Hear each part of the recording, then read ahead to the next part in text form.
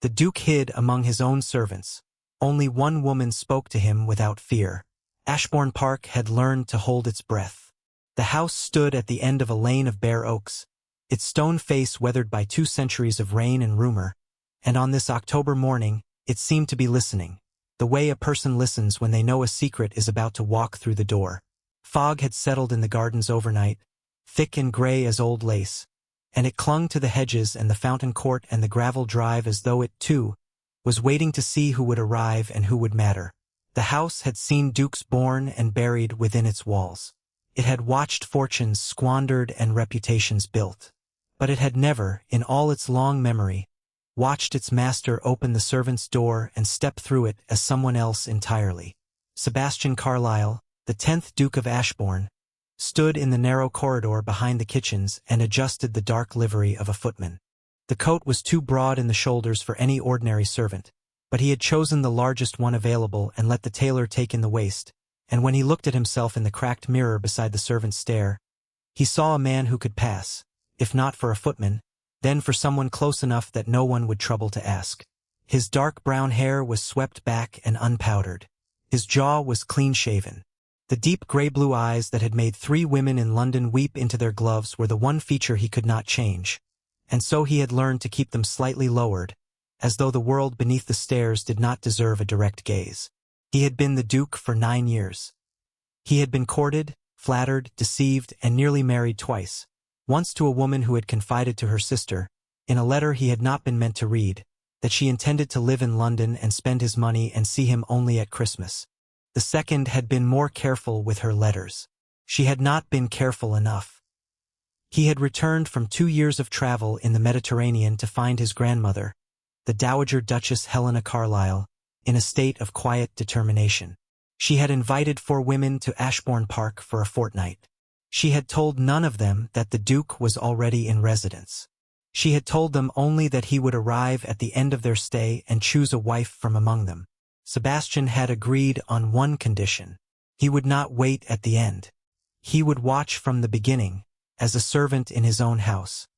He would see who these women were when they believed no one of consequence was looking. The fog pressed against the windows of the front hall as the first carriage arrived. It was not a carriage.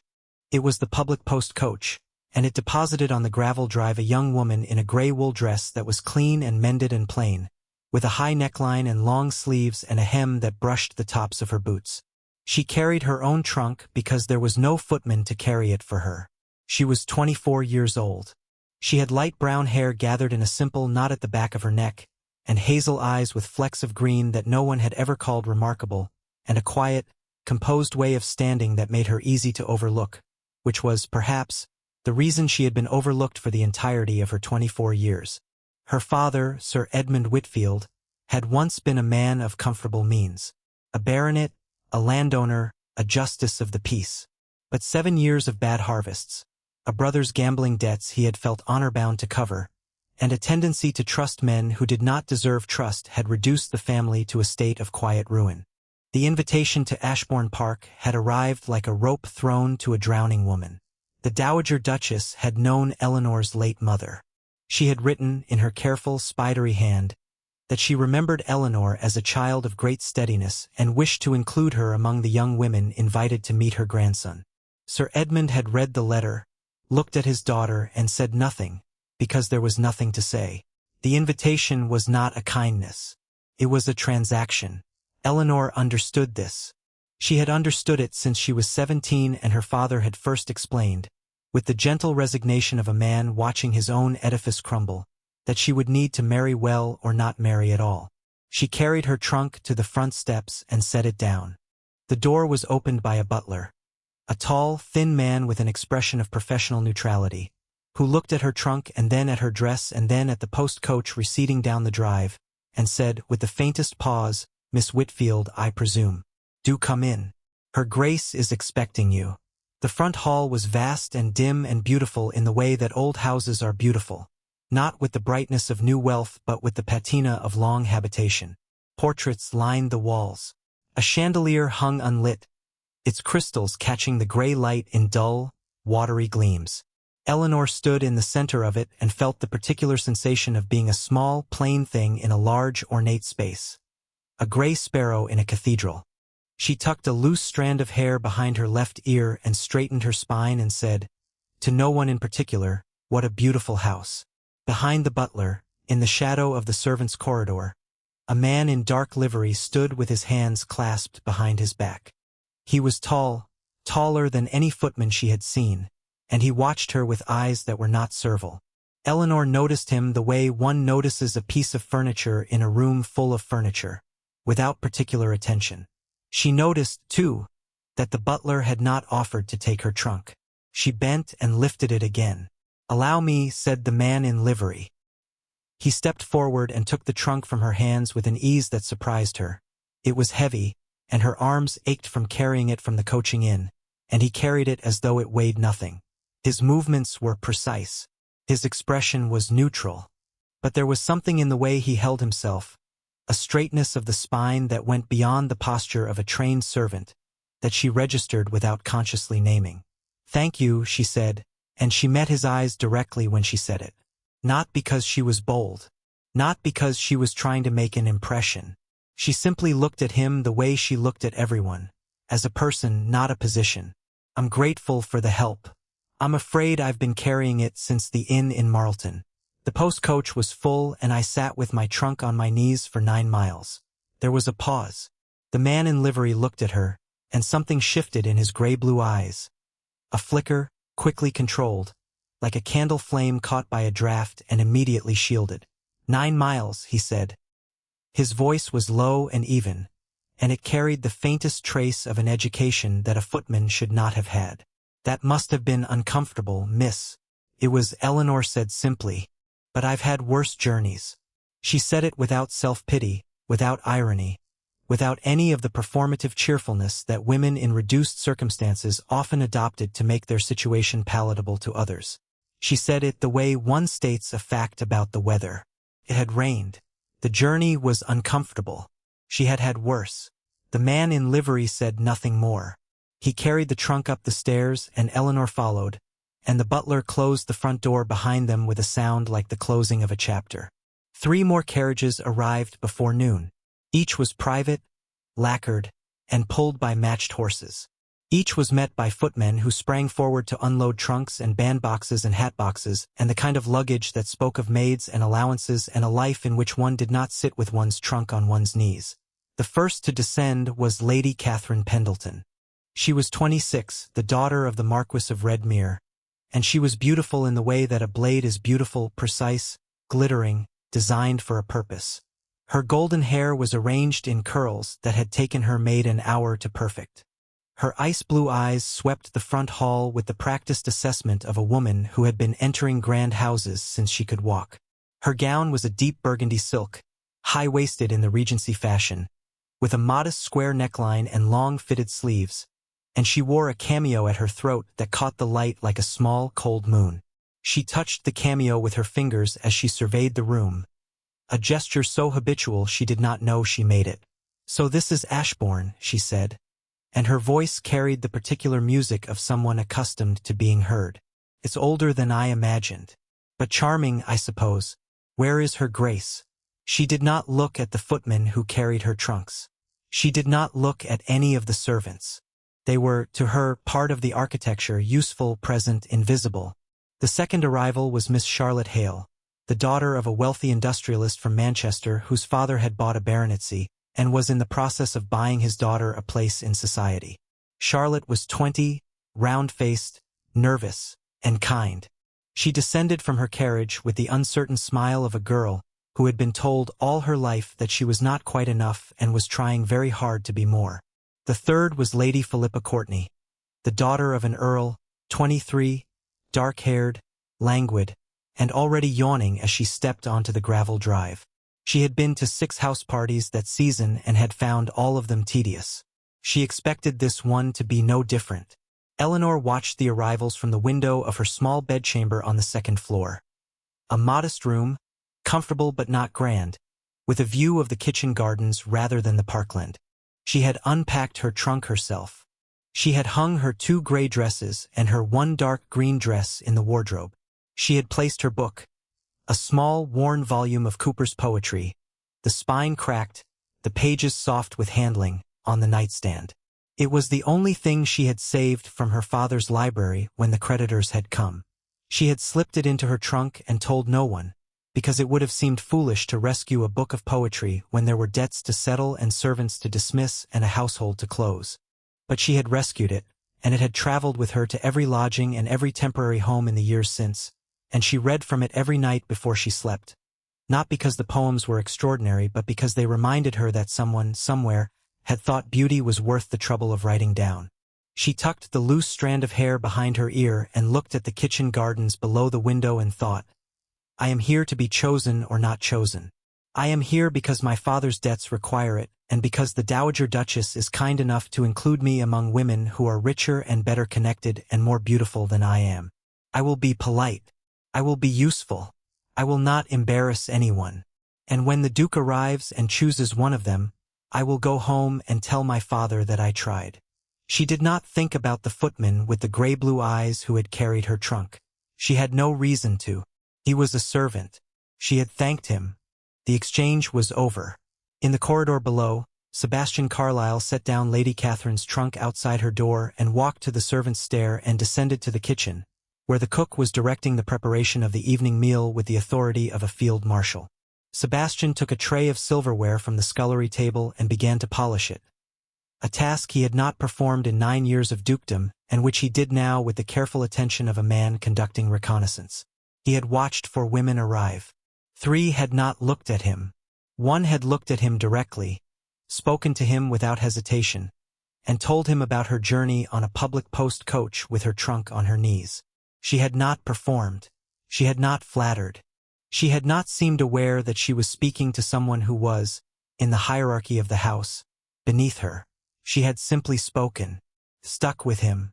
He polished a fork and turned the information over in his mind. Lady Catherine had not looked at him. Miss Hale had murmured a thank you without meeting his eyes. Lady Philippa had not acknowledged his existence at all. Miss Whitfield had met his gaze, and thanked him, and told him about the 9 miles from Marlton. He adjusted his cuff, the gesture he made when he was calculating, and set the polished fork down and picked up another. The Dowager Duchess Helena Carlyle received the 4 young women in the drawing-room at 4 o'clock. She was 73 years old, small and upright, with white hair pinned beneath a lace cap and eyes that were the same gray-blue as her grandson's but considerably less guarded. She wore a deep blue satin dress with a high collar and long sleeves, and she sat in a chair by the fire with a shawl across her knees, and she looked at each of the young women before her with the patient, weighing attention of a woman who had survived a difficult marriage, a difficult son, and the death of a husband she had loved against her family's wishes. You are all very welcome, she said. My grandson, the Duke, will join us at the end of your stay. Until then, I hope you will treat Ashbourne as your home. The gardens are lovely in autumn. The library is at your disposal. Lady Catherine smiled with precise warmth. Charlotte murmured her thanks. Lady Philippa said she was fond of syllabub. Eleanor, who had been standing slightly behind the others, not deliberately, but because her instinct in any gathering was to occupy the least conspicuous position available, said, Thank you, Your Grace. It is a very great kindness.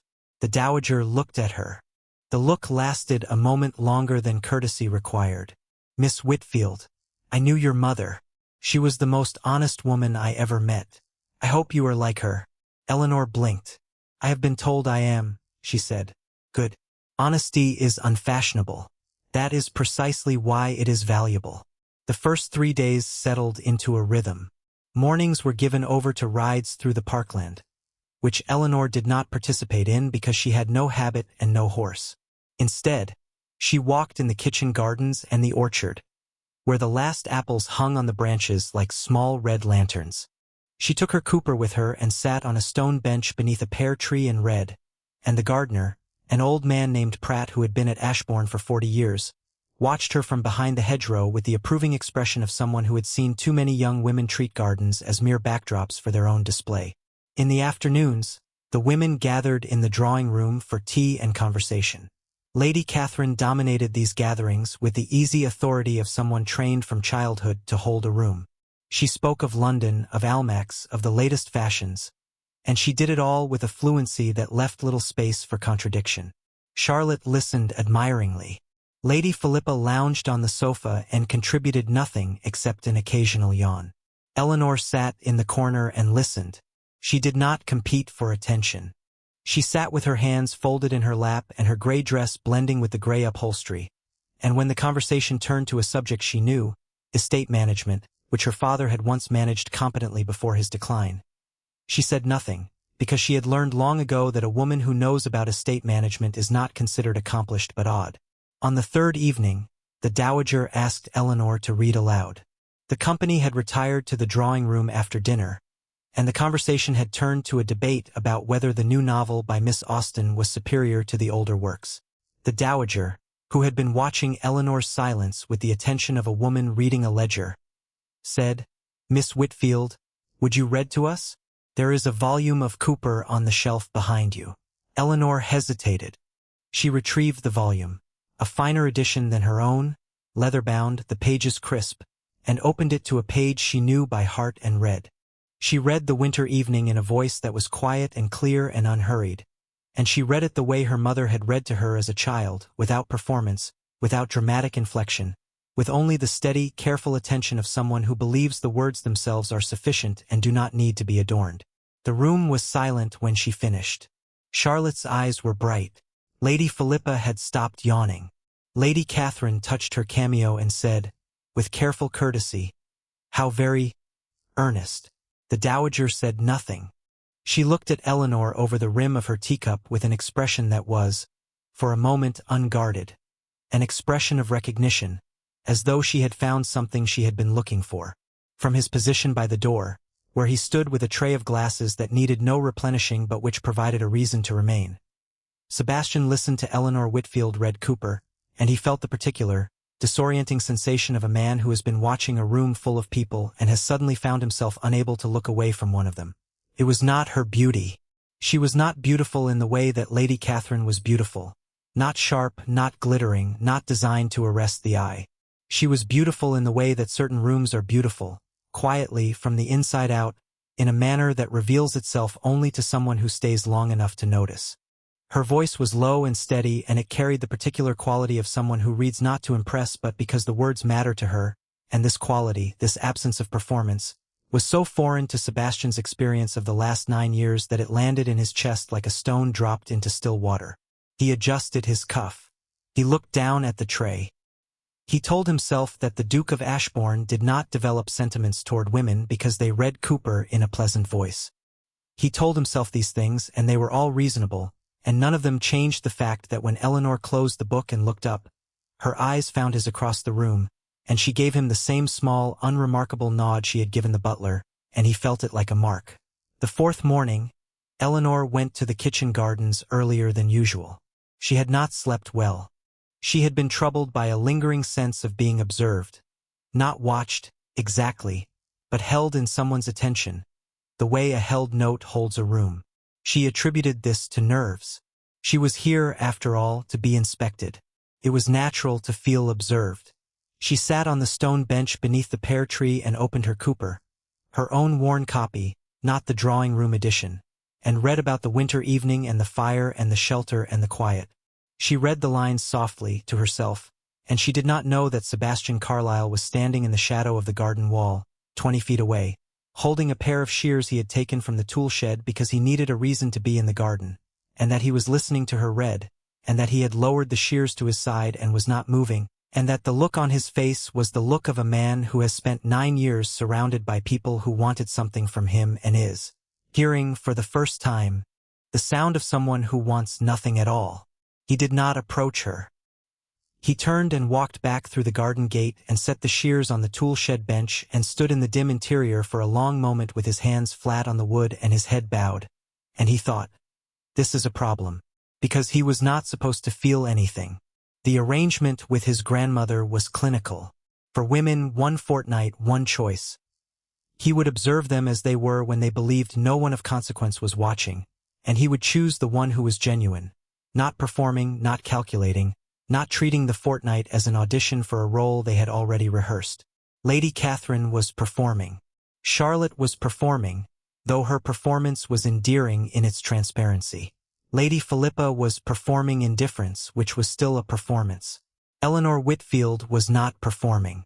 Eleanor Whitfield was sitting on a stone bench in the cold reading Cooper to herself because she liked Cooper, and there was no one to see her and no reason to pretend, and so she simply was what she was. This was the problem. He had designed the experiment to find the genuine woman, and he had found her on the first day, and it was only the fourth morning, and he had 10 more days to watch her be genuine, and each day would make it harder to maintain the fiction that he was a footman and she was a guest, and the distance between them was the distance between their positions rather than the distance between a truth and a lie. The next 3 days confirmed what the first 4 had suggested. Eleanor Whitfield was, in every situation, the same person. She was kind to the servants, not with the ostentatious kindness of a woman who wants to be seen being kind, but with the unconscious, habitual kindness of someone who has been a servant in all but name for the last 7 years. She learned the scullery maid's name on the first day and used it every time she asked for hot water. She noticed when the footman at dinner had a cut on his hand and asked the cook for a clean bandage and brought it to him herself. She sat with old Pratt in the afternoons and asked about the orchard and the pear trees and the best time to prune, and he told her things he had not told anyone in 20 years, because she asked as though his knowledge mattered. Lady Catherine noticed none of this. Or rather, she noticed it and filed it under a category she had labeled provincial eccentricity and dismissed. Charlotte noticed it and admired it. Lady Philippa noticed nothing at all. The Dowager noticed everything. On the 7th evening, the Dowager asked Eleanor to help her sort a basket of ribbons in the small sitting room. It was a transparent ruse, but Eleanor accepted without comment and sat on the floor beside the Dowager's chair with the basket between her knees and sorted ribbons by color while the Dowager watched her hands. "Your mother married for love," the Dowager said. It was not a question. Eleanor's hands paused over a length of pale blue ribbon. "She did, Your Grace. Her family disapproved. They did. And yet she was happy." Eleanor looked at the ribbon in her hands. "She was happy until my father lost the money. After that, she was happy in a different way, a quieter way. She said that love was the one thing that did not require money to be real." The Dowager was silent for a moment. Then she said, "My grandson will arrive at the end of the week. He is not what people expect. I want you to remember that what people expect is often the least interesting thing about them." Eleanor did not understand this. She nodded politely and continued sorting ribbons, and the Dowager reached down and touched her hand. Briefly, lightly, the way one touches a surface to confirm it is real, and said nothing more. In the servants' corridor that evening, Sebastian stood outside the small sitting room and listened to his grandmother talk to Eleanor Whitfield about love and money and the distance between what people expect and what is real, and he understood, with the cold clarity that comes from overhearing a truth you have been avoiding, that his grandmother had already made her judgment. She was not sorting ribbons. She was measuring Eleanor's hands. Not their shape or their skill, but their steadiness, their honesty, the way they held things without trying to possess them. And she had found what she was looking for. He walked to his room, a small room in the servants' quarters, deliberately modest, with a narrow bed and a washstand and a single window that looked out over the stable yard, and he sat on the edge of the bed and looked at his hands. They were the hands of a duke. They were also the hands of a man who had spent 7 days pretending to be a footman and who had, in those 7 days, learned more about the woman his grandmother had chosen for him than he had learned about any woman in 9 years of being courted. The problem was this: he could not choose her yet. The arrangement required that he reveal himself at the end of the fortnight and that the choice be made openly. And the larger problem, the one that sat beneath the first like a stone beneath still water, was that Eleanor Whitfield had spoken to him without fear because she believed he was a footman, and when she learned he was the Duke, everything between them would be refracted through the lens of his title.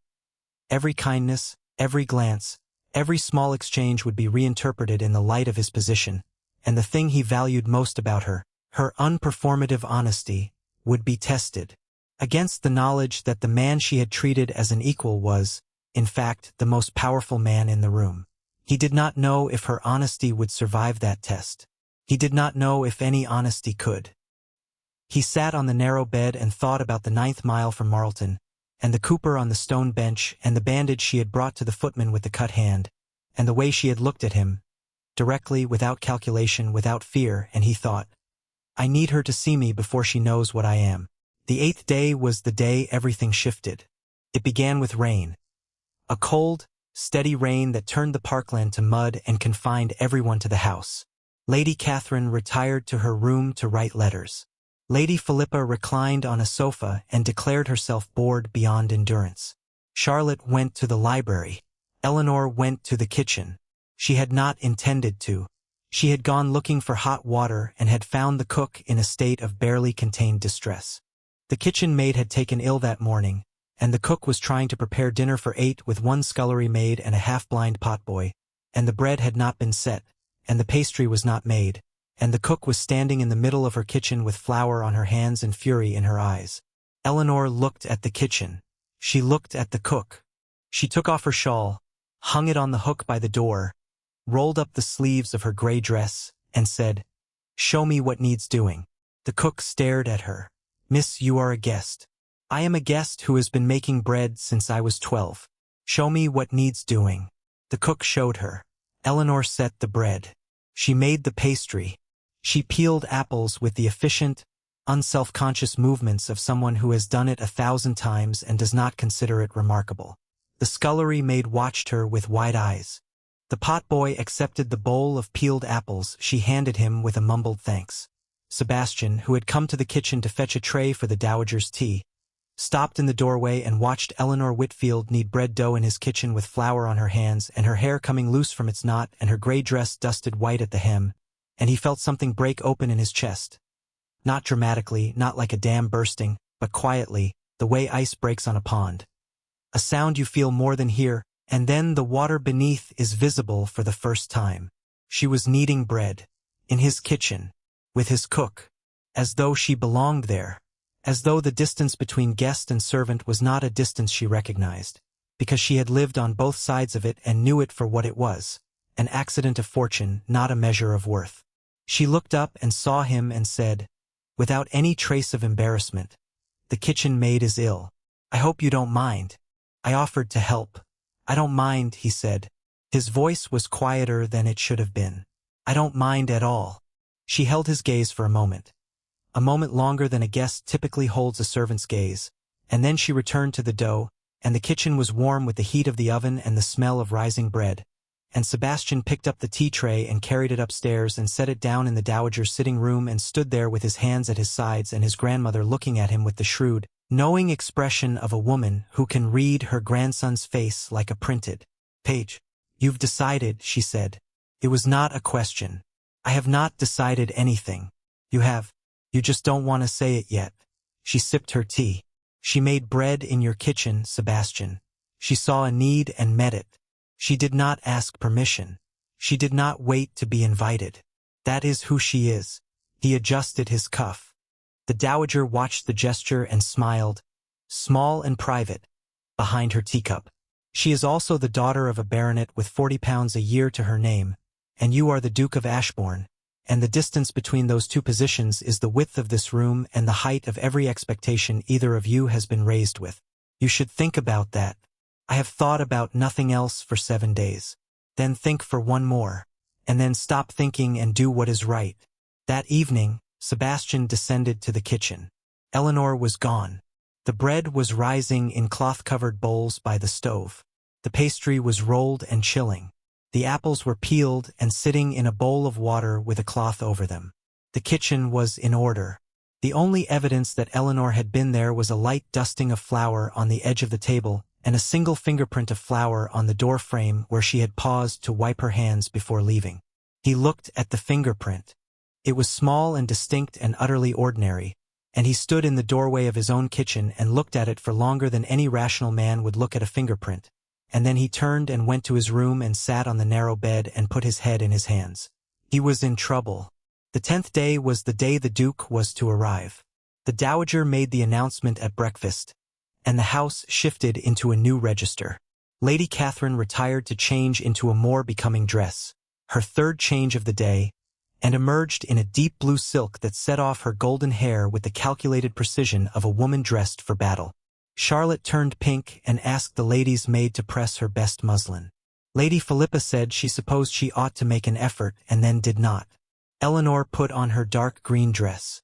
It was the only dress she owned that was not gray. It was a deep forest green wool, high-waisted, long-sleeved, with a modest round neckline and a white collar. It was not silk. It was not designed to impress. It was the dress she had worn to her mother's funeral, and to her father's last hearing before the magistrates, and to every occasion that had required her to be present in the world as something other than a shadow. It was her armor. Said, "I am here. I am not pretending to be more than I am. I will not apologize for that." She tucked the loose strand of hair behind her left ear and went downstairs. The drawing room was arranged for the occasion. The butler opened the door and announced, in the measured tones of a man trained to deliver announcements without inflection, "His Grace, the Duke of Ashbourne." Eleanor watched the door. She expected a stranger. The man who walked through the door was the footman who had carried her trunk. She stared at him. He was dressed differently now. Not in dark livery but in a coat of deep charcoal wool, with a white shirt and a cream waistcoat, and his dark brown hair was still swept back, and his jaw was still clean-shaven, and his eyes were the same gray-blue eyes that had watched her red Cooper in the garden and knead bread in the kitchen, and she understood, with a clarity that was not gradual but instantaneous, a light switched on in a dark room, that she had been observed, that the entire fortnight had been an observation, that the footman who had carried her trunk and listened to her read and watched her make bread had been the Duke of Ashbourne, the man whose wife she was ostensibly here to become, and that every unself-conscious thing she had done in his presence had been seen and weighed by the one man in the house whose judgment mattered. She felt the blood leave her face. She felt it return. She felt something else, too, something harder and hotter than embarrassment. It was anger, not the loud anger of a woman who has been deceived and wishes to make a scene. It was the quiet, precise anger of a woman who has been honest with someone who was not honest with her, and who recognizes the asymmetry of that exchange for what it was, a form of theft. He had taken her honesty without giving his own. She did not say any of this. She stood by the bookshelf with her hand on the spine of a volume, and she looked at him, and her face was composed and her eyes were steady, and she did not look away. Sebastian stood in the doorway of his own drawing room and saw the recognition cross her face, the flash of understanding, the withdrawal of blood, the return of color, and then the stillness, and he understood that she knew. And the look in her hazel eyes was not the look of a woman who was impressed or flattered. It was the look of a woman who was measuring the distance between what he had appeared to be and what he was, and finding that distance considerable. Lady Catherine rose and swept toward the Duke with a smile that was warm and precise and entirely performed. Charlotte curtsied and blushed. Lady Philippa offered a languid nod. Eleanor curtsied, a correct curtsy, neither deep enough to be obsequious nor shallow enough to be disrespectful, and said, in a voice that was perfectly level, "Your Grace." He heard the distance in those two words. It was the first time she had used his title, and the title sat between them like a wall. After dinner, the dowager asked Eleanor to read again. Eleanor hesitated. She looked at the Duke, and her hazel eyes met his gray-blue ones, and the look she gave him was not the look she had given the footman. It was careful, guarded, the look of a woman who has learned that the man she spoke to without fear was a man whose position made fear the rational response. She read. She read the same passage, the winter evening, and she read it well because she was a woman who did things well even when her heart was beating in her throat. When she finished, the room was silent, and the silence was not comfortable but taut. Eleanor closed the book, returned it to the shelf, and excused herself. She walked to the door with her spine straight and her dark green dress catching the firelight. She did not look back. The next morning, Sebastian sent a letter to Eleanor's room. It was brief, "Miss Whitfield, I owe you an explanation. If you are willing, I will be in the library at noon. If you are not willing, I will understand. Ashbourne." Eleanor read the letter 3 times. She folded it. She went to the library at noon. He was standing by the window, dressed as himself, and when she entered, he turned, and for a moment they simply looked at each other across the length of the room. "Thank you for coming," he said. "You said you owed me an explanation," Eleanor said. Her voice was level. Her hands were folded in front of her, the knuckles white. I would like to hear it. He told her everything. The 2 failed courtships, the letters he had read, the arrangement with his grandmother, the disguise, the experiment, its design, its purpose. He told her he had watched her arrive and carry her trunk and sit on the stone bench and read Cooper and make bread in his kitchen and learn the scullery maid's name. He told her that he had watched her be genuine, and that her genuineness was the thing he had been looking for, and that finding it had been the point. Eleanor listened. She listened the way she listened to everything. Completely, attentively, without interruption. Her face was composed. The loose strand of hair was tucked behind her left ear. When he finished, she was silent for a long moment. Then she said, "You watched me for 10 days without my knowledge or consent." "Yes. And the thing you were testing for, genuineness, honesty, the absence of performance, was the thing your method made impossible to trust, because once I know I have been observed, every act of honesty I perform in your presence becomes suspect, even to me. You have made it impossible for me to be certain of my own motives." He said nothing. She was right. The logic was precise and merciless. "I am not angry," she said, and the surprise of this statement made him look at her more carefully. "I was angry last night. I am not angry now. I understand why you did it. But it was also a lie, and the lie was told at my expense, and I would like you to understand that." "I do understand it." "Good." She paused. She touched the spine of the Cooper volume on the shelf. "I will stay for the remainder of the fortnight, because leaving would be rude to her grace. But I would like you to understand something." "Tell me." She looked at him. "I spoke to you without fear because I thought you were a footman. I spoke to you the way I speak to everyone, as a person, not a position. That is who I am. It is not a quality I performed for your experiment. It is the only way I know how to be. And if you value it, if it is the thing you were looking for, then you should know that it cannot survive being tested. Can only survive being trusted." The room was very still. The October light through the window was gray and thin. "I understand," he said. And for the first time in 10 days he was not observing her. He was standing in a room with a woman who had just told him the truth, and he was receiving it not as data but as what it was. A gift, freely given, by someone who owed him nothing. 3 days later, the Duke of Ashbourne asked Sir Edmund Whitfield for his daughter's hand. The arrangement was conducted by letter and by the Dowager's personal intervention, and it was transactional at its core. The Duke would settle Sir Edmund's debts, provide a modest annuity, and endow Eleanor with a personal allowance. Sir Edmund accepted with gratitude that was genuine and relief that was profound. Eleanor was told by the Dowager, in the small sitting room, over a basket of ribbons that neither of them pretended to sort. "You are not obligated to accept," the Dowager said. "My grandson is aware that his method was imperfect. He will not press you." Eleanor thought about her father, alone in a rented cottage in Devon. She thought about the £40 a year and the trunk on her knees. She thought about the Duke standing in the library and receiving the truth she had given him, not as data but as a gift, and the look on his face when she told him that genuineness cannot survive being tested, only trusted. "I will accept," she said, "on one condition. Name it. That he never disguises himself again. Not to me. Not for any reason. If he wants to know what I am, he must ask me. And I will tell him." The Dowager looked at her for a long moment. Then she reached down and took Eleanor's hand and said, "You are very much like your mother." The marriage was conducted at Ashbourne Park 12 days later. It was a small ceremony. The Dowager, Sir Edmund, the parish vicar, 2 witnesses. The 4 women had departed the day before, each with a polite letter of thanks. Lady Catherine had departed with perfect composure and a smile that was warm on the surface and ice beneath it. Charlotte had cried in the carriage and then dried her eyes and said she was happy for Eleanor, and meant it. Lady Philippa had said she was relieved, as she had no wish to marry a duke and had only come for the syllabub. Eleanor wore her dark green dress. She carried a sprig of rosemary from the kitchen garden, which Pratt had cut for her that morning with hands that shook slightly, because he had been at Ashbourne for 40 years and had never seen a bride who asked him about pruning. Sebastian wore his charcoal coat. He stood at the altar of the small chapel and watched Eleanor walk toward him in her dark green dress with her rosemary and her hazel eyes that held his without fear and without performance.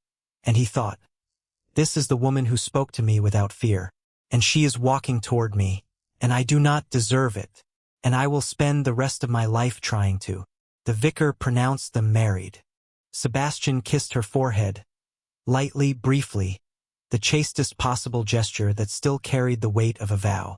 Eleanor closed her eyes. The rosemary smelled of gardens and memory and the quiet, persistent greenness of things that survive winter. The first 3 weeks of marriage were the coldest Eleanor had ever known. Not physically, Ashbourne was well heated.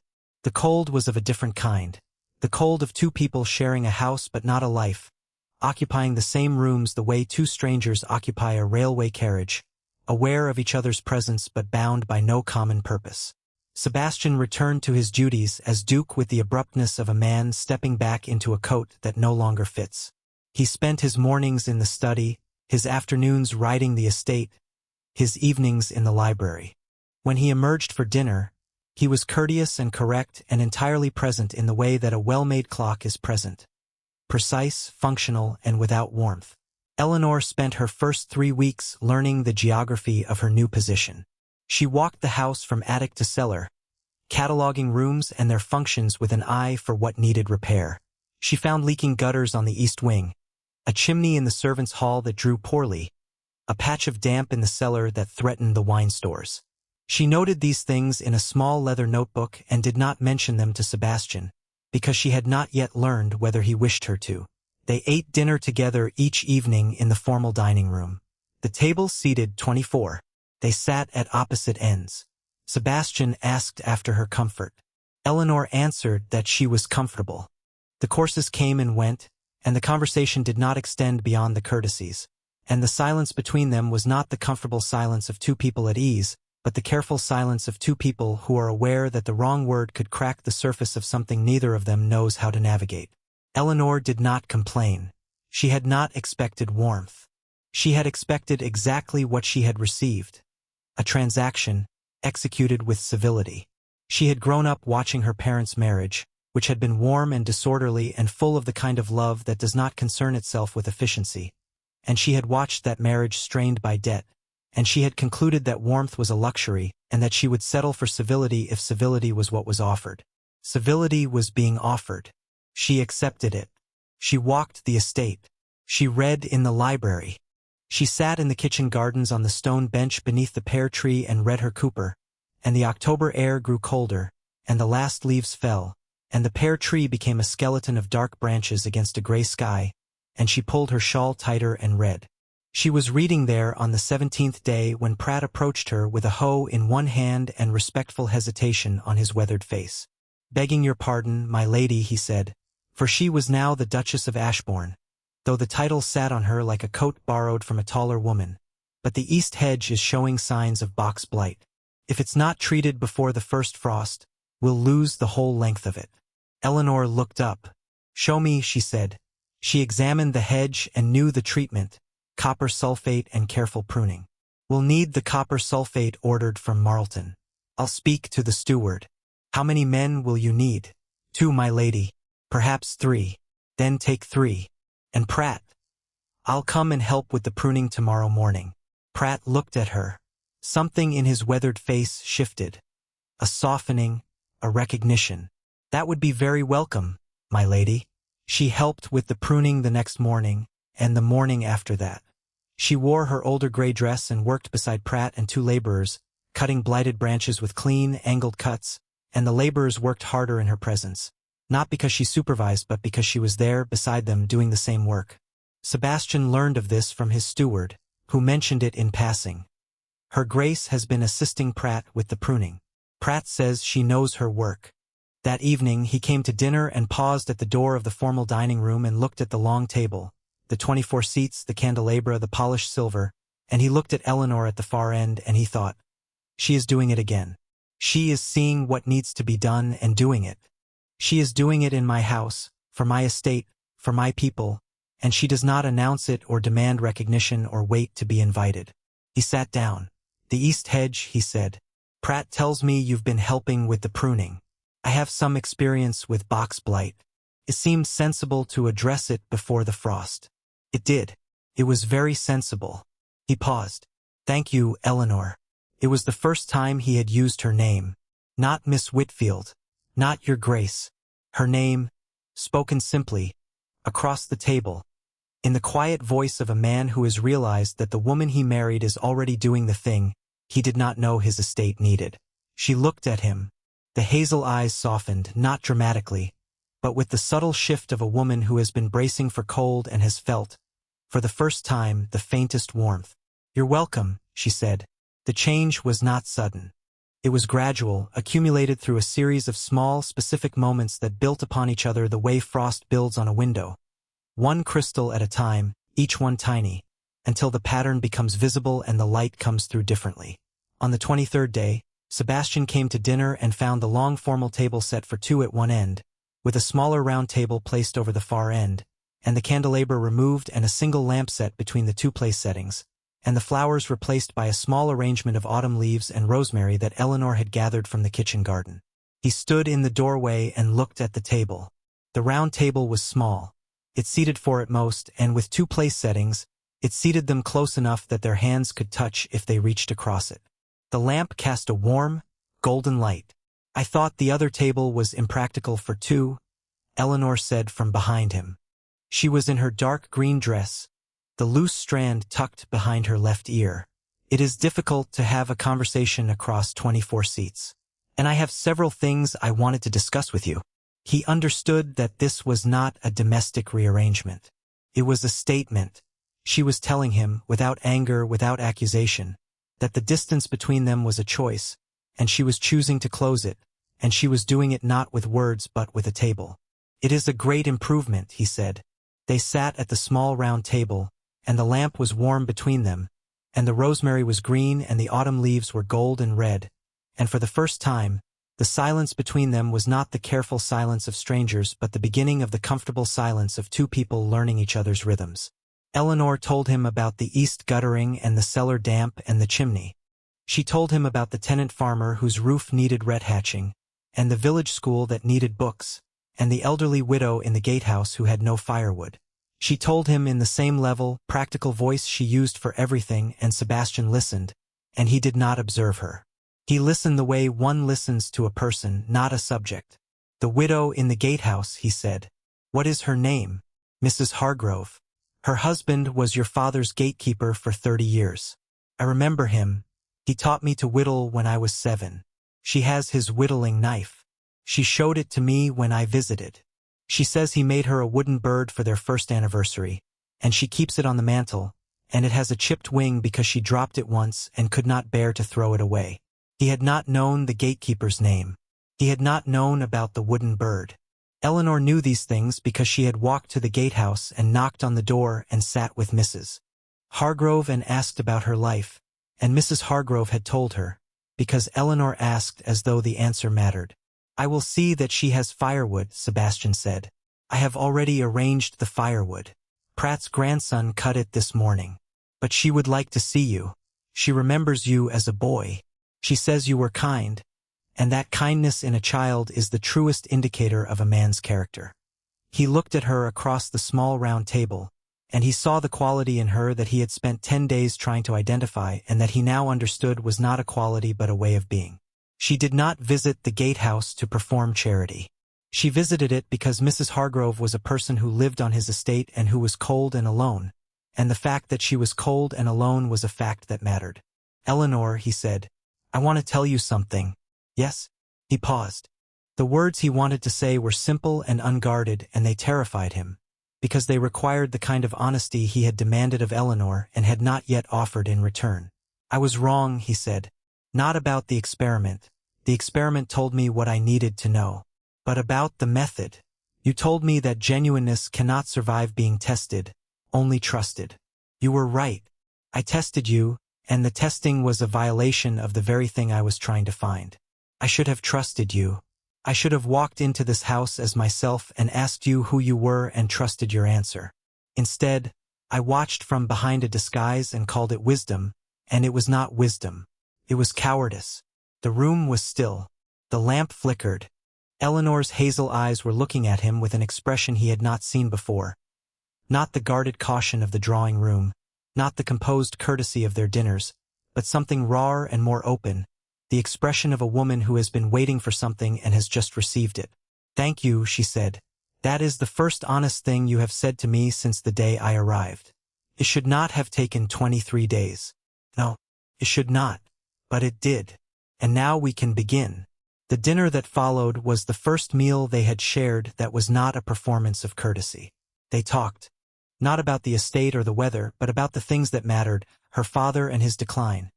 Sebastian's father, who had been a hard man with a soft spot for his grandson. The Cooper poem and why it mattered to her.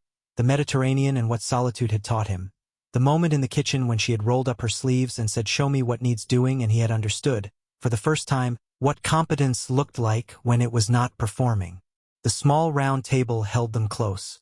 The lamp held them warm. And the distance, which had been the width of a 24-seat table, narrowed to the width of a hand, and then to nothing at all as Sebastian reached across the table and took Eleanor's hand, and she did not pull away, and they sat in the quiet golden light and said nothing, because nothing needed to be said, and the silence between them was, for the first time, the silence of two people who have stopped pretending and begun to be. On the 28th day, the dowager invited Eleanor to the small sitting room. The basket of ribbons was gone. In its place was a wooden box, old and worn, with a brass clasp. "This was your mother's," the dowager said. "She gave it to me for safekeeping the year before she died. She said you would come for it one day. I have been waiting." Eleanor opened the box. Inside was a small journal, bound in blue leather with her mother's name, Margaret Whitfield, née Hartwell, and the date of her marriage. The pages were filled with her mother's handwriting, small, precise, unhurried, recording observations. The weather, the garden, the household, the small daily events that constitute a life when one is paying attention to it. She found an entry dated the day after her mother's wedding. "Married a man I love. My family disapproved. They said I was choosing poverty over position. Perhaps they are right. But position without love is a very empty room, and I have never been comfortable in empty rooms." And a final entry, 6 months before her mother's death. "The money is gone. The house will have to be sold. Edmund is heartsick and I am tired, and the future is a door I cannot see through. But I have a husband who loves me and a daughter who gets up when she falls. And these are not small things. These are the only things." Eleanor closed the journal. She held it against her chest. She did not cry, but her hands tightened on the blue leather, and the dowager reached out and touched her hand. "Your mother was the bravest woman I knew," the dowager said. "Not because she did great things, because she did small things, every day without recognition, without complaint. And she did them with love, and the love made them great." The journal went to Eleanor's nightstand, beside the Cooper. She read from it each evening, and the two books sat side by side. One of poetry, one of her mother's life, and they were, together, the record of everything that had made Eleanor who she was. The 6 weeks that followed the small round table were the weeks in which Eleanor Carlyle, Duchess of Ashbourne, began to be seen. Not by society, that would come later. She was seen first by the house and by the estate, and by the people who inhabited both, in the way that a lamp becomes visible when the rest of the room is dark. She reorganized the kitchen stores with the cook. She visited every tenant farmer, 37 families, and sat in their kitchens and asked about their children and their roofs and their harvests, and she wrote it all in her notebook, and each afternoon she brought it to Sebastian in the study, and the study became the place where the estate was understood not as a ledger but as a community of people whose lives were affected by every decision the Duke made. Sebastian found that he looked forward to these afternoons. Eleanor would sit across the desk with her notebook and say, "The Allen's daughter wants to be a midwife. There is a training school in Bristol, or the village school has 12 children and 6 books," and Sebastian would listen and make decisions, and the work was the same work he had always done, but it was different because it was informed by something it had not been informed by before. The specific human knowledge of a woman who had walked to the gatehouse and sat with the widow and learned the name of the wooden bird. He was falling in love with her. He recognized the sensation with the detached precision of a man who has read extensively about emotions without having experienced many of them directly. The increased attentiveness to small details, the involuntary tracking of her movements through the house. He did not tell her. The transactional nature of their arrangement made the declaration premature. He could not separate the woman's presence from the transaction that had produced it, and until he was certain that what he felt was not gratitude or relief but something deeper, he would not speak of it. Eleanor was experiencing a parallel uncertainty. She sat at the small round table each evening and felt something growing in the space between them. Something that had not been part of the transaction, something that had arrived uninvited, and she did not know whether to trust it, because the man who had lit the fire was the same man who had deceived her for 10 days. They circled each other with the careful, attentive wariness of two people who are falling in love and do not yet trust the ground they are standing on. They walked in the gardens on Sunday afternoons, and Sebastian learned that Eleanor tucked her hair behind her left ear when she was bracing herself and behind her right ear when she was thinking, and that she carried the Cooper everywhere the way a soldier carries a talisman. The 7th week brought the outside world. It arrived in the form of a letter from London, a formal invitation to the Ashbourne Ball, the annual event the Duke hosted for the county. The ball had been suspended for 2 years, and its resumption meant the new Duchess would be presented. It meant the society that had heard rumors of a hasty, quiet marriage to an unknown woman would now see her, assess her, and deliver its verdict. Eleanor read the invitation. "I have nothing to wear to a ball," she said. "We can remedy that. I do not want to be remedied. I want to go as myself." He understood. She was saying, "I will not be dressed up and presented like a doll.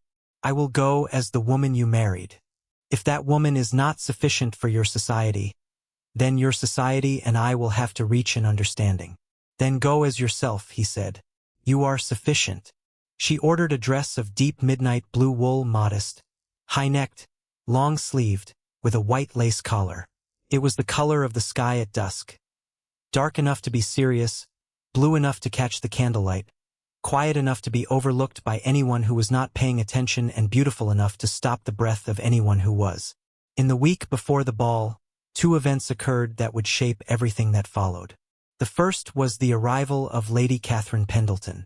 She had not been invited to the ball. She had, however, been invited to stay at Ashbourne by the Dowager. A standing invitation extended before the fortnight ended. She arrived with a lady's maid and 4 trunks and the specific, luminous anger of a woman who has been chosen over and has not yet accepted the verdict. She was polite to Eleanor. Precisely, elegantly polite, with the kind of courtesy that is more insulting than rudeness because it requires no effort and carries no warmth. Lady Catherine saw the Duchess of Ashbourne as a temporary error, a miscalculation by a man deceived by an experiment who would, upon re-exposure to the society he was born to, recognize the error and correct it. She did not believe this because she was stupid. She believed it because the alternative, that the Duke had chosen Eleanor deliberately, was a possibility that her pride could not accommodate, and pride, when it cannot accommodate reality, constructs its own. The second event was a letter from a London solicitor named Mr. Bullock, addressed to the Duke, marked personal and confidential. The letter informed Sebastian that Mr. Bullock had been retained by an anonymous party to make inquiries regarding the Duke's recent marriage, the circumstances, the identity and background of the new Duchess, and the financial arrangements. Sebastian recognized the maneuver, the discreet investigation of a marriage by someone with an interest in undermining it. The purpose was not to discover a legal impediment but to manufacture a scandal that could be used to pressure the Duke or damage the Duchess's reputation. He told the Dowager. The Dowager read the letter and said, "Catherine Pendleton. Her father employs a solicitor in London named Bullock. She has used him before. What is she looking for? Anything she can use. A debt. A scandal. The Whitfield finances are public record. She will find them. She will dress them up. She will present them at the ball in the guise of concerned gossip." Sebastian's jaw tightened. The anger he felt was the cold, operational anger of a man who has identified a threat to something he values. But beneath the calculation, there was something else, the fierce, specific protectiveness of a man who has watched a woman be herself in a world that punishes women for being themselves, and who has realized that the world is about to punish her again. "I will handle it," he said. "You will handle it by trusting your wife," the Dowager said. "She has faced worse than Catherine Pendleton.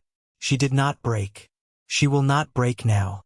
I do not want her to face it at all. Then you should have thought of that before you disguised yourself as a footman and married her in a green dress. The consequence of choosing an honest woman is that she will insist on standing in the truth, even when the truth is uncomfortable. Let her stand. The ball arrived. Ashbourne Park was transformed. The ground floor rooms opened and connected, blazing with candlelight. Eleanor dressed in her midnight blue wool with the white lace collar. Her hair was in its simple knot, the loose strand tucked behind her left ear.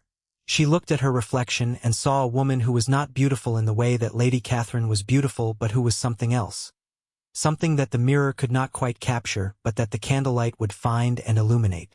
She set the Cooper on the nightstand, beside her mother's journal, and touched the spine of each. A gesture so small and so private that no one would ever know she made it. It meant, I am going into a room full of people who will judge me, and I am taking with me the knowledge that I have read beauty and lived through hardship and gotten up every time I have fallen. And these are not small things, and they are enough. She went downstairs. The ballroom was half full. The county had turned out in force. They watched her enter with curious, assessing eyes.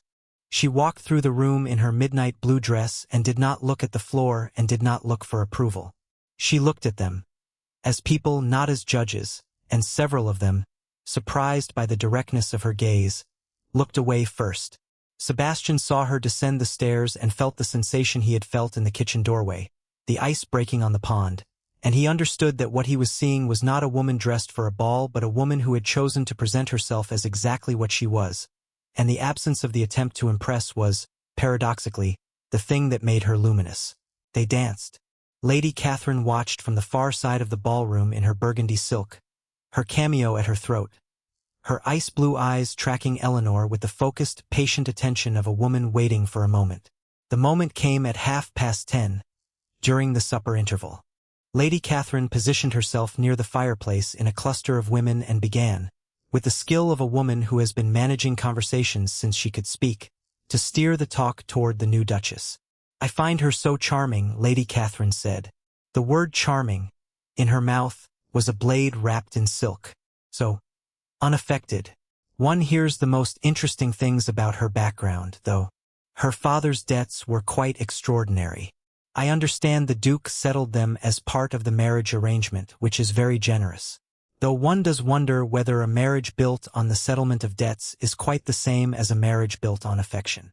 She let the implication hang, that the marriage was a transaction, not a union. She lowered her voice slightly so the women leaned in. I also understand the Duke's marriage was arranged with extraordinary haste. They were married within a fortnight. And the curious thing is that the Duke was apparently in residence at Ashbourne throughout the period when the young ladies were invited, yet none of them met him until the final day. One does wonder what was happening during those 10 days. The implication was clear, that the Duke had been engaged in some irregular conduct, and the marriage was the result of a circumstance that could not bear public scrutiny. Eleanor heard it. She was standing near the supper room door, and the voices carried. She felt the heat rise in her face, and then the cold settle in her chest, and then the quiet, familiar sensation of being the woman who is talked about and who must decide whether to retreat or to stand. She stood. She did not confront Lady Catherine. She understood that confronting her would feed the gossip. A woman who reacts to innuendo with visible distress confirms it. A woman who does not react deprives it of oxygen. She walked to the supper room. She filled a plate. She spoke to the vicar's wife about the village school. She spoke to the squire about his daughter's riding. She spoke to the tenants in the gallery about the harvest. She did all of this with the same quiet composure she brought to everything, and the guests who watched her saw a woman who was not rattled, who was simply present, and the contrast between her composure and Lady Catherine's insinuation was, to anyone paying attention, instructive. Sebastian had heard it too. The cold anger that had been simmering since the solicitor's letter rose to a controlled, directed heat. He watched Eleanor handle it, watched her walk to the supper room and fill a plate and speak to people, and the dowager's words came back to him. Let her stand. She was standing. He let her stand. And he began, with the cold precision of a man who has identified a threat and is done calculating, to prepare the ground for what would come. The days after the ball were the days in which the threat took shape. Lady Catherine had planted her seeds, and in the week that followed, they germinated. Eleanor felt the change the way one feels a shift in weather, not in any single event but in the aggregate pressure of 100 small alterations. The vicar's wife, who had been warm at the supper table, called and was pleasant but brief and did not stay for tea. The squire's wife sent a note postponing their planned visit. Mrs. Faulkner was seen walking with Lady Catherine, their heads inclined in shared confidences. Eleanor noted these changes in her leather notebook. She had lived long enough in reduced circumstances to recognize the specific signature of social withdrawal. She did not tell Sebastian. She carried the weight the way she carried everything, without complaint, with the steady endurance of a woman who has been overlooked and talked about before, and who has learned that the only response to gossip that does not feed it is to continue being the person the gossip is about. The weight was there. She felt it in the morning when she chose the gray dress over the dark green, because the gray was the dress of the woman she had been before the title, and she wanted, for a morning, to be that woman again. She felt it at dinner when Sebastian asked after her day and she said, "Quite well, thank you," and the words were technically accurate, emotionally vacant. She felt it at night when she read her mother's journal and found the entry, "Position without love is a very empty room, and I have never been comfortable in empty rooms." Sebastian was aware of the withdrawal. His steward mentioned it delicately. The dowager confirmed. Lady Catherine had been systematic. She had taken true facts, the debts, the haste, the fortnight, and arranged them in a configuration that implied something disreputable without stating anything actionable. The implication was that the Duke had been caught in a compromising situation and had married Eleanor to conceal it. "There is one more thing," the dowager said. "Catherine has obtained a copy of the settlement documents. She is showing them to people, selectively, privately, in the guise of concern. The documents show the amount you paid to settle Sir Edmund's debts.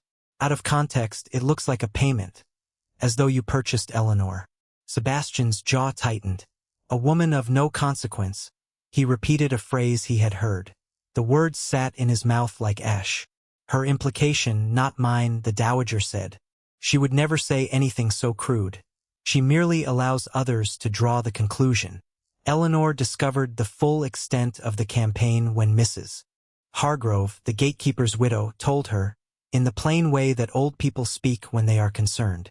"My lady," Mrs. Hargrove said, holding Eleanor's hands in the warmth of the gatehouse parlor, "there's talk in the village. That golden-haired woman has been to the village twice this week, and she says things about you that are not kind and not true.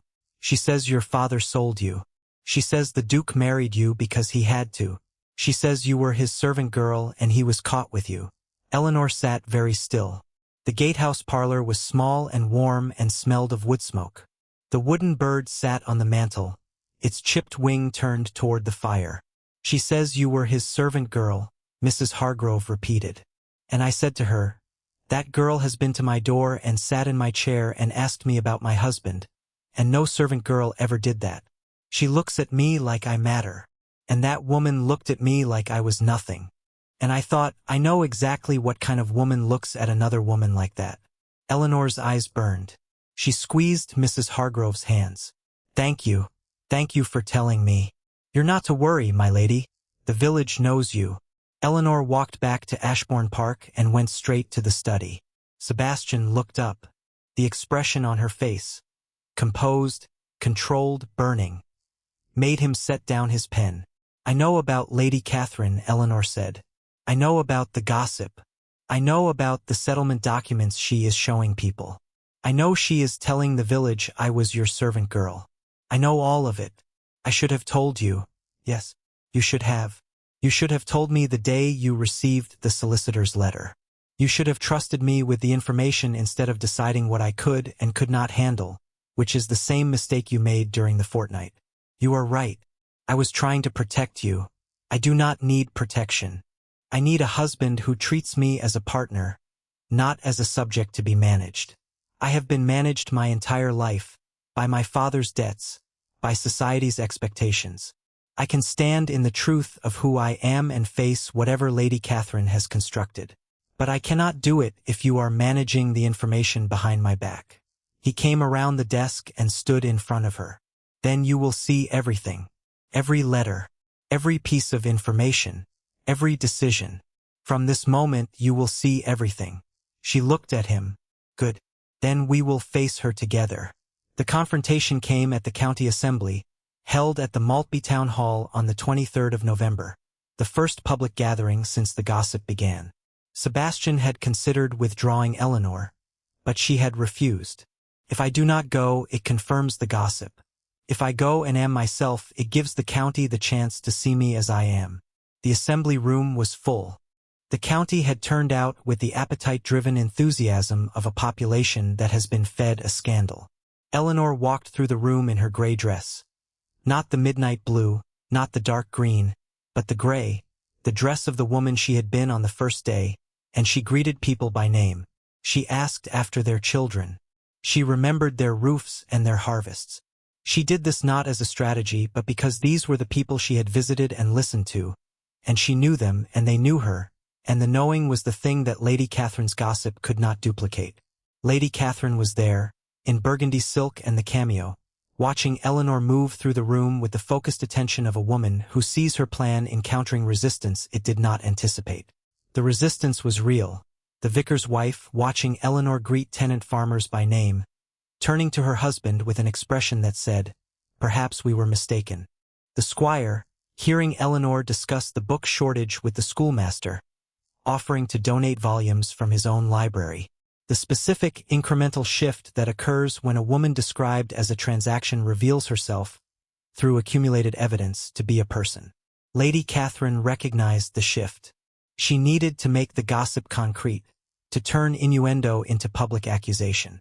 She found her moment during the supper interval, when the room had cleared slightly and the remaining crowd was clustered near the fireplace. She moved to stand beside Eleanor, who was near the bookshelf. "Miss Whitfield," she said, using Eleanor's maiden name with deliberate precision. A small, calculated insult. "I must say you have adapted remarkably well. One would almost think you had been preparing for this your entire life." She touched her cameo.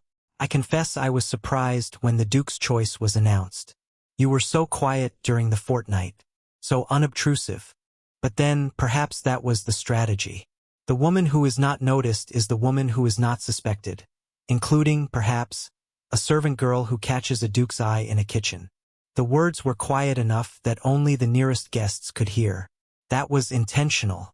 Lady Catherine did not want a scene. She wanted a point, relayed through the cluster by the fireplace and confirmed as the truth behind the quiet competence. Eleanor did not flinch. She did not retreat. She looked at Lady Catherine with hazel eyes that held everything. The debts, the post-coach, the kitchen, the bread, the cooper, the journal, the small round table, the gatehouse, the wooden bird, and she said, in a voice that was quiet and clear and carried because it was not raised, "Lady Catherine, you are saying that I was the Duke's servant girl and that he married me because he was caught with me. That is what you are saying. And I would like you to say it plainly, so that everyone in this room can hear it, because I would rather be accused openly than whispered about for another week." The room went still. Conversations ceased. The silence was absolute and focused. Lady Catherine's composure did not crack. But it shifted, the way a mask shifts when the face beneath it registers something the mask was not designed to conceal. She had not expected Eleanor to challenge her. She had expected the gray-dressed woman to absorb the insult, to retreat into her quietness, to confirm through silence the gossip that silence could not refute. Instead, Eleanor had demanded that the accusation be made openly, so that it could be answered openly. "I am sure I don't know what you mean," Lady Catherine said, and the words were a retreat, and everyone in the room heard them as a retreat, because a woman who is certain of her accusation does not say "I am sure I don't know what you mean." "You do know," Eleanor said. "You have been saying it for a week, to the vicar's wife, to the squire's wife, to anyone who would listen. You have been showing people the settlement documents and implying that the Duke purchased me. And now, when I ask you to say it plainly, you say you don't know what I mean. That is because what you mean is not true, and you know it is not true, and you cannot say it in a room where the truth is standing in front of you." The silence held. And then Sebastian was there. Not suddenly. He had been crossing the room since the silence fell, and he stood beside Eleanor with the quiet authority of a man who has heard enough. Lady Catherine, he said. His voice was low and even and carried the specific weight of a title wielded with precision. I believe you have been saying things about my wife. I would like you to say them to me. Lady Catherine looked at him. The ice-blue eyes met the gray-blue ones. Your Grace. I would never say anything about her Grace that was not. You would, Sebastian said. You have. And I will tell you what you have not said, because it is time that it was said, and I am the one who should say it. He turned to the room. He did not raise his voice. He did not need to. Every face was turned toward him, and he stood beside his wife in her gray dress with the firelight behind him, and he spoke. I married Eleanor Whitfield because she is the most genuine person I have ever known. I did not marry her because I was caught with her. I did not marry her because her father's debts gave me leverage. I did not marry her because she was a servant girl in my kitchen. I married her because she carried her trunk on a public post coach for 9 miles and did not complain. I married her because she sat on a stone bench in my garden and read poetry to herself because the poetry mattered to her. I married her because she rolled up her sleeves in my kitchen and made bread for my household because the kitchen maid was ill. I married her because she learned the scullery maid's name on the first day and used it every day after. I married her because she visited a gatekeeper's widow and sat in her chair and asked about her husband and learned the name of a wooden bird with a chipped wing. The room was motionless. The anaphora, the repeated structure, the rhythmic accumulation of I married her, had built through the speech like a tide rising, and the room felt it the way a room feels music, not in the mind but in the chest. I chose her not for her beauty. I chose her not for her fortune. I chose her not for her connections or her name or her position in society. I chose her for the thing that cannot be performed and cannot be tested and cannot be faked. The thing that shows itself only when a person believes no one of consequence is watching. I chose her because she is the same person in a kitchen as she is in a ballroom. I chose her because she spoke to a footman without fear, and the footman was me, and the fearlessness was not a performance. It was who she is. He paused. The room held the silence the way earth holds rain. Slowly, deeply. And I will tell you one more thing.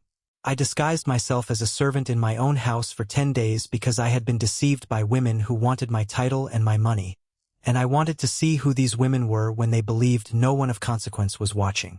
Lady Catherine was among them. She did not look at me once. She did not speak to me once. She treated me as part of the architecture, useful, present, invisible. That is who she is. And the woman standing beside me, the woman you have been whispering about for a week, is the only one who looked at me, the only one who spoke to me, the only one who treated me as a person rather than a position. And if any of you believe that a woman of that character is a woman to be whispered about, then you are not the company I wish to keep, and you are welcome to find your amusement elsewhere. The silence that followed was the deep, held silence of a room absorbing something it was not expecting. Lady Catherine stood by the bookshelf. Her beauty, her poise, her name, her week of carefully planted gossip, the settlement documents shown in private. None of it was sufficient. She had built a campaign on the assumption that a woman like Eleanor Whitfield could be erased by innuendo, and the assumption had been wrong, and the wrongness was standing in front of her in a gray wool dress with hazel eyes that held no triumph, only the steady, quiet composure of a woman who has been seen at last. Lady Catherine left. She turned and walked through the assembly room and out the door, and the door closed behind her with the quiet finality of a campaign ending. The room did not erupt. What happened was quieter and more durable.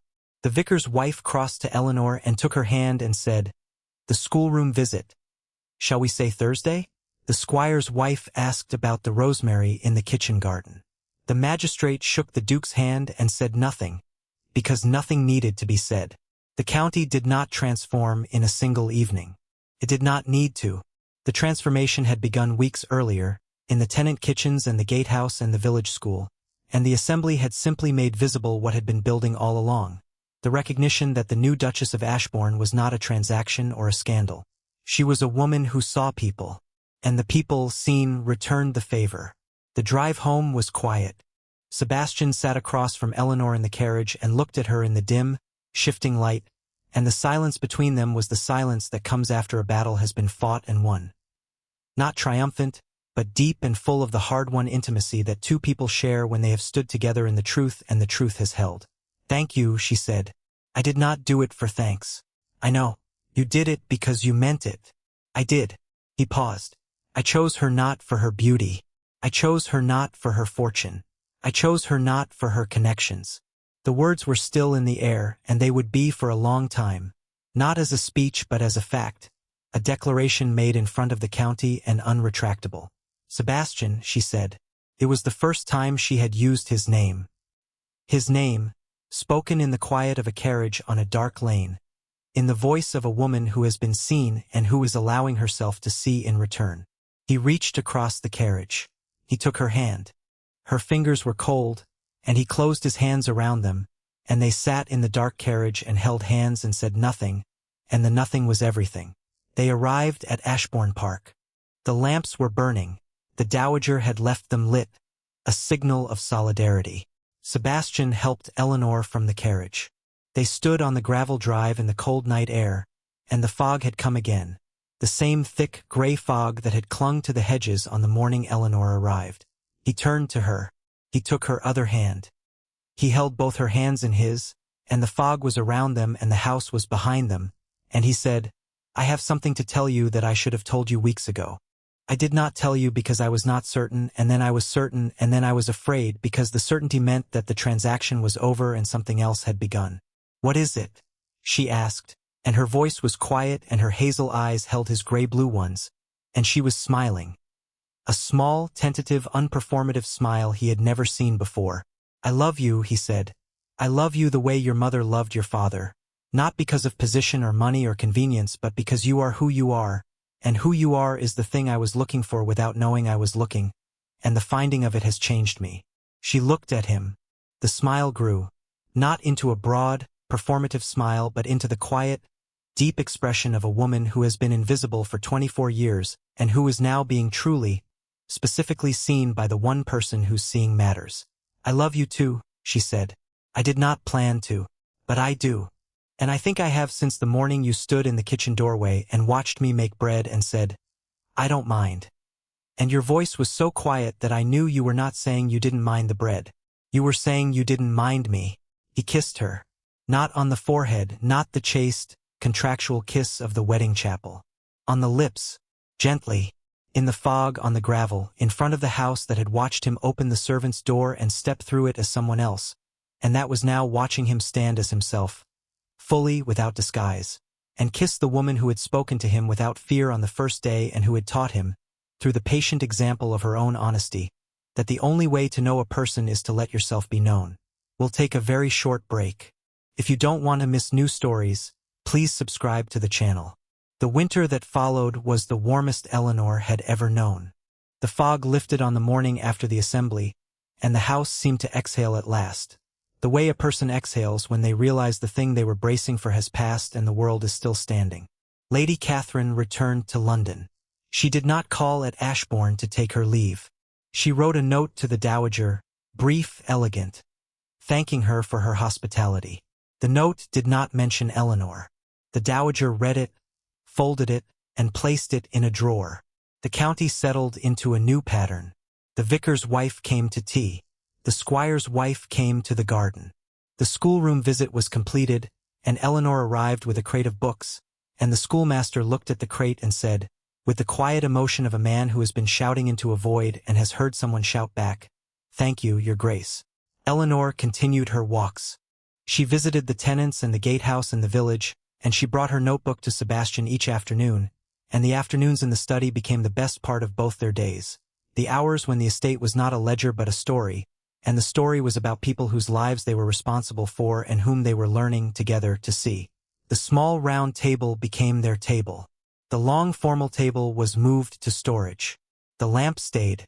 The rosemary was replaced when it wilted, and the small arrangement on the table became a ritual, a private acknowledgement that the distance they had once maintained was a distance they had chosen to close, and that the closing of it was a daily, deliberate, ongoing choice. Christmas came. Sir Edmund arrived at Ashbourne on the 23rd of December, thin and stooped and wearing the coat he had owned for 12 years, and Eleanor met him at the door and took his hands and said, "Welcome home, Papa," and the word home landed in the hall with the quiet weight of a thing that has found its place. Sir Edmund looked at his daughter and said, "You look well, my dear. You look like your mother." The dowager seated him at the small round table.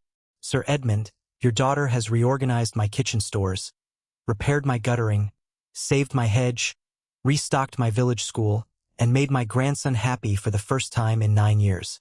I believe you have raised a remarkable woman." Sir Edmund looked at Eleanor. His eyes were bright. Her mother would have been proud. Eleanor tucked the loose strand behind her right ear. She was thinking, my mother would have been proud. And the thought was a fact. It sat in her chest like the Cooper sat on her nightstand, worn and true and steady, a thing she had carried through every lodging and every mile of every journey, and that had arrived, at last, at a place where it could be set down. The new year came. January was cold and dark, and Eleanor and Sebastian spent the evenings in the library, reading aloud to each other. He read the London papers and the agricultural reports. She read the Cooper and the Journal and, eventually, a new volume, a first edition of Wordsworth that Sebastian had ordered from London as a New Year's gift, which she opened on the morning of January the 1st and held against her chest with the quiet tenderness of a woman who has learned that beauty is worth the trouble. In March, Sebastian found the fingerprint. He was passing through the kitchen where Eleanor had made bread on the 8th day, and his eye caught a mark on the door frame, a small, pale smudge that cleaning had not quite reached. It was flour, Eleanor's flour, a single fingerprint, left on the day she had rolled up her sleeves and said, "Show me what needs doing." He did not clean it. He brought Eleanor to the kitchen and pointed at the door frame. She looked. She did not remember leaving it, but she recognized it for what it was. The first tangible proof that Eleanor Whitfield had entered this house and this kitchen and this life and had left something behind that could not be erased. "I think that is my favorite thing in this house," Sebastian said. Eleanor tucked the loose strand behind her left ear, and then behind her right, and she smiled. The small, deep smile he had seen for the first time on the gravel drive. And she said, "Then it will stay." It stayed. Spring came in April. Eleanor and Pratt knelt in the earth and set seedlings, and the rosemary bush, the one that had provided the sprig for the wedding and the cuttings for the table, was divided and propagated, and the new plants were distributed to the village, and the herb that had been Eleanor's talisman became the village's talisman too. In May, the pear tree blossomed. Eleanor sat on the stone bench beneath it and read, and the blossoms fell around her like snow, and she thought about the day she had sat here on the 4th morning and read Cooper to herself, and about the man who had stood in the shadow of the garden wall and listened, and about how far they had come from that morning. The distance they had traveled was not a distance in miles but a distance in truth, and the truth was this. She had been invisible for 24 years, and she was invisible no longer, and the man who had seen her first behind a disguise was now seeing her without one, and the seeing was not an act or a method or an experiment. It was a life. Sebastian found her on the bench. He sat beside her. The blossoms fell on his shoulders and in her hair and on the open pages of the Cooper, and he picked a blossom from the page and said, "I have been thinking about the day you arrived. The day I arrived with my trunk on my knees. The day you said thank you to a footman and meant it. I have been thinking about what you said in the library, that genuineness cannot survive being tested, only trusted. I tested you and the testing was wrong. But the trust came after, and the trust is what matters, and it is the most valuable thing I possess." She looked at him. The hazel eyes held his gray-blue ones, and the pear blossoms fell, and the bench was the same bench and the garden was the same garden. But they were not the same people.